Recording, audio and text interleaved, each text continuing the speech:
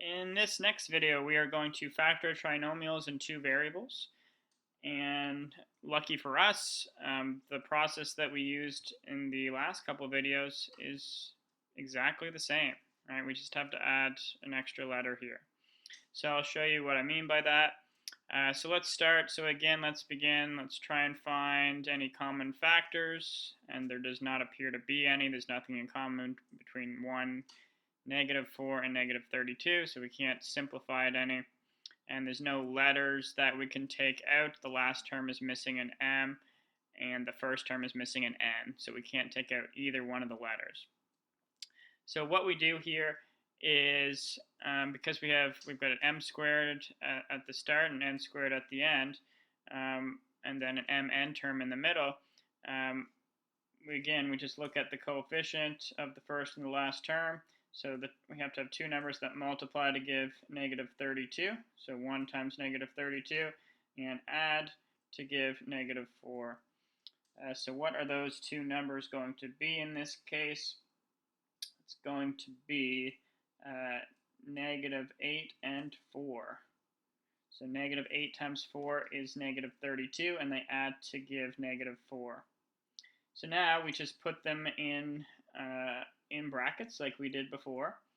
So the only difference here is we have m subtract 8, and we would have just left it as m subtract 8, but now we have to put an n there because we have the two letters. And we do the same thing with the other one, so we have m plus 4n.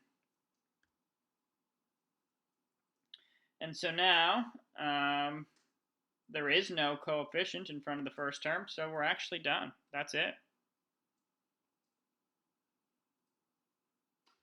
And if you were to expand that out, you would get what we started with. So it's as simple as that. Let's move on to the next one. Right, so same thing here. Let's try for common factoring, but there's nothing in common between 10, -1, and -2. The last term is missing a C, and the first term is missing a D, so we can't take out any letters either. So we're back to our original of finding two numbers that multiply to give -20, right? 10 multiplied by -2. And then they have to add to give the middle term of -1. And so those two numbers are going to be -5 and 4. So we write C subtract 5D, and then C plus 4D. All right, so again, the only difference here with the ones that we're used to is we add the D onto each of the coefficients at the end of each binomial. And now this is slightly different than the last one because now we have a coefficient other than 1 at the beginning. So now we have to divide the second half of these by 10. So that's the same thing as, let's just simplify this. 5/10 is 1/2. So I can write it like that first. And then this 4/10 is the same thing as 2/5. And now, once it can't go any further, we can just slide it up in front. So we just slide those numbers up in front, and we get 2c subtract d and 5c plus 2d. And we're all finished. Last example. So this one looks a little bit different. Let's start off by finding any greatest common factor that we can take out. There's no numbers we can take out because there's nothing in common with 2, 7, and -4. However, we can see that all of the terms have at least one x value, so we can take out an x. And then we can also see that each of the terms also has at least one y, or they all have exactly one y. So the y's are going to completely disappear when we factor out an xy. So then what are we left with in brackets?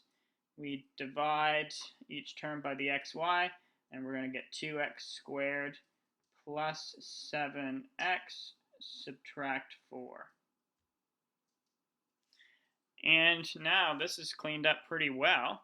And I think hopefully you should be able to realize now inside we have a trinomial that we're going to now try and factor using the techniques from the previous couple videos.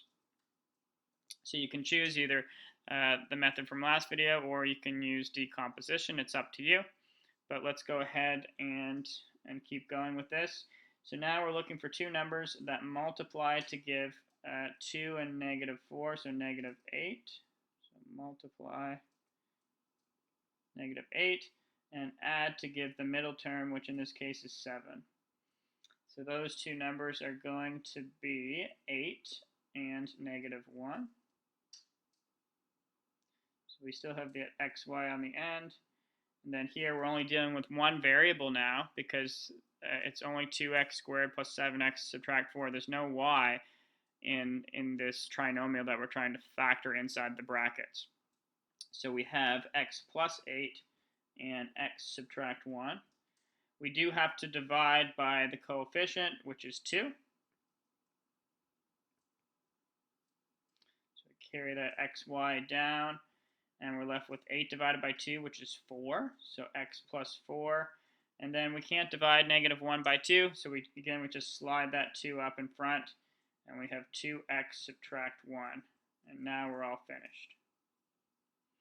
Okay, so always be sure to check, just because you do one factoring method, just because we did that common factoring at the start, always check to see if there's any further factoring we can do to what's still left inside the brackets.